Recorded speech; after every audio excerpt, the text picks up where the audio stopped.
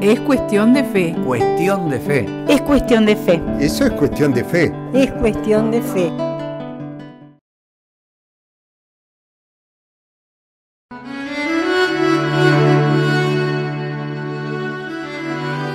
Hay quienes se preguntan si realmente existió o si fue solo una leyenda. ¿Quién fue realmente Jesucristo? La historia, por ejemplo, fuera de lo que dice la Biblia, nos dice algo de él. Un historiador judeo-romano llamado Flavio Josefo nos ha dejado en sus escritos una semblanza de Juan el Bautista, pero al lado de eso dice muy poquito acerca de Jesús, e incluso algunos dudan de que ese párrafo estuviera en el texto original de su obra. Pero también lo menciona un historiador romano llamado Tácito, ya es verdad, mucho tiempo después de la muerte de Jesús. ¿Quién es Jesucristo? Al profesar nuestra fe, los creyentes decimos: creo en un solo Señor, Jesucristo, Hijo único de Dios. Señor, Hijo único de Dios. ¿Cómo llegamos a creer y afirmar esto?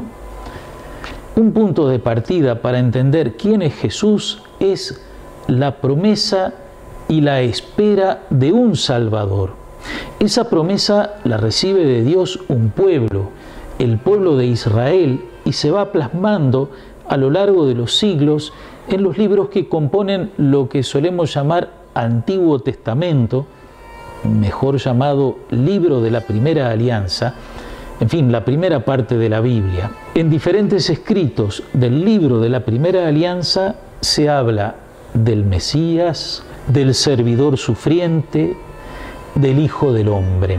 Mesías significa ungido, ungido con aceite, que se pasaba sobre la cabeza, y la palabra alude a la costumbre de ungir a las personas elegidas por Dios para una misión especial. Se ungía a los sacerdotes, a los reyes, y se consideraba que los profetas eran ungidos porque la unción comunicaba el Espíritu Santo y los profetas aparecían como hombres del Espíritu. Anotemos aquí que Mesías es una palabra hebrea que en griego se traduce como Cristo.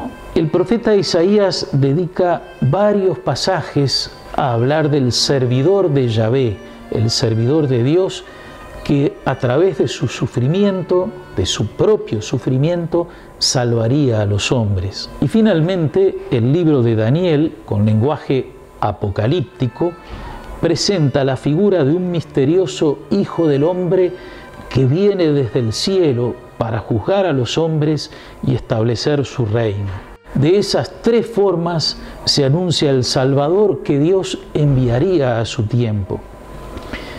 En época de Jesús, la gente estaba con toda esa expectativa. Se anhelaba profundamente la llegada del Salvador. No faltaban quienes se autoproclamaban Mesías y eran seguidos por algunos discípulos hasta que se ponía en evidencia que ninguno de ellos era realmente el enviado.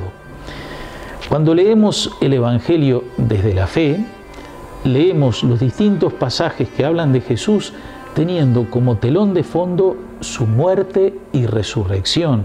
En fin, ya lo vemos como Hijo de Dios.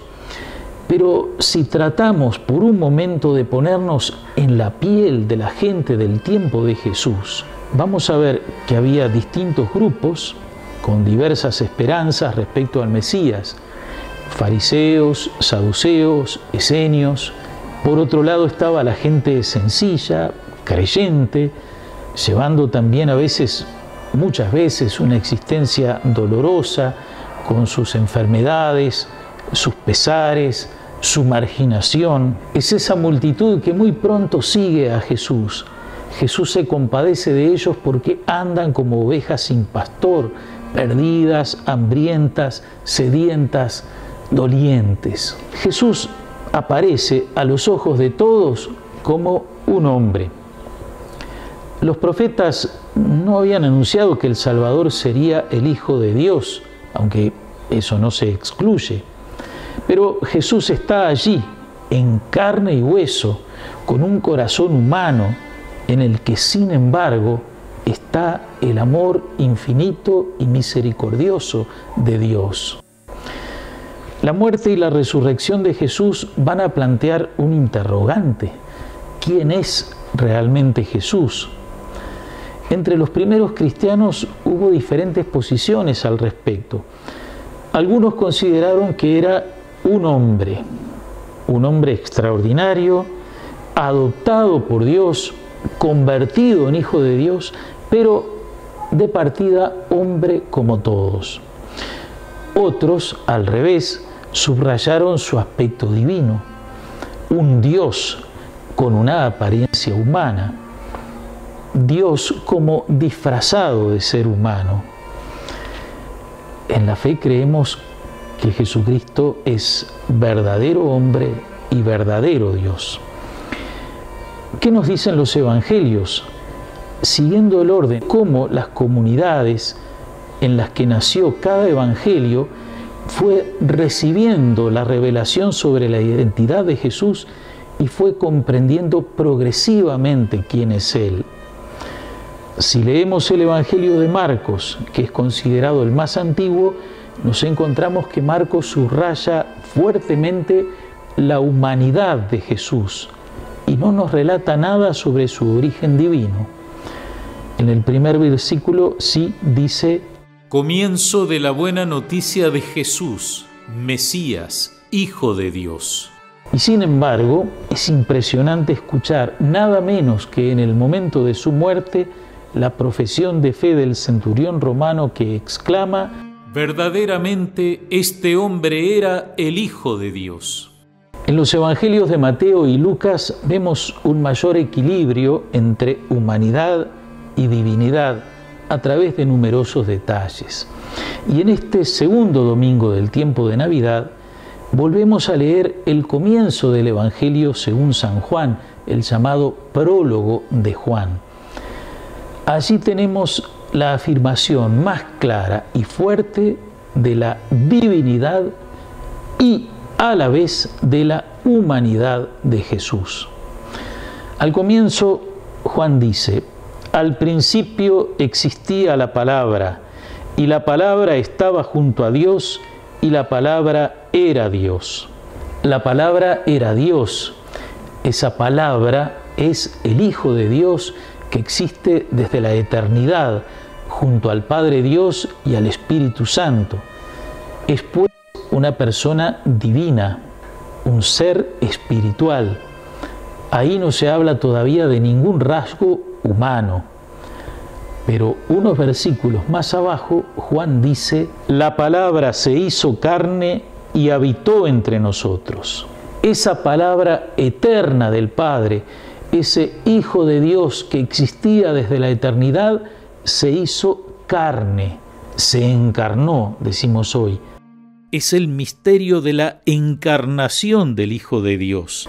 En Paraguay hay una ciudad que tiene ese bonito nombre, Encarnación, en recuerdo de ese aspecto fundamental de la fe cristiana. Ahora bien, ¿por qué carne? ¿Por qué no decir más simplemente se hizo hombre?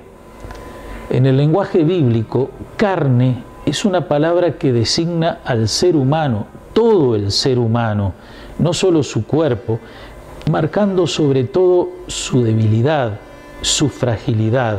Carne, un soplo que se va y no vuelve más. Al decir que la palabra se hizo carne, el evangelista nos está señalando que Jesús asumió nuestra humanidad, lo que incluye el hecho de ser mortales. Haciéndose hombre, el Dios inmortal, el Dios eterno, se hace mortal. Es tal vez por eso que somos especialmente sensibles a las representaciones de Jesús crucificado. Aunque creemos en el resucitado, la cruz nos recuerda hasta dónde llegó el amor de Cristo al hacerse uno de nosotros. No puedo terminar sin llamar la atención sobre otro versículo del prólogo de Juan. Habitó entre nosotros. Algunos lo traducen como acampó entre nosotros, puso su tienda entre nosotros. En aquel pueblo de pastores que vivió durante siglos armando y desarmando sus carpas, la presencia de un Dios que acampa en medio de su pueblo, que se hace vecino, que comparte la precariedad de la existencia, anticipa la plenitud del amor que se dará en su entrega en la cruz. Gracias, amigas y amigos, por su atención. Que el Señor los bendiga y hasta la próxima semana, si Dios quiere.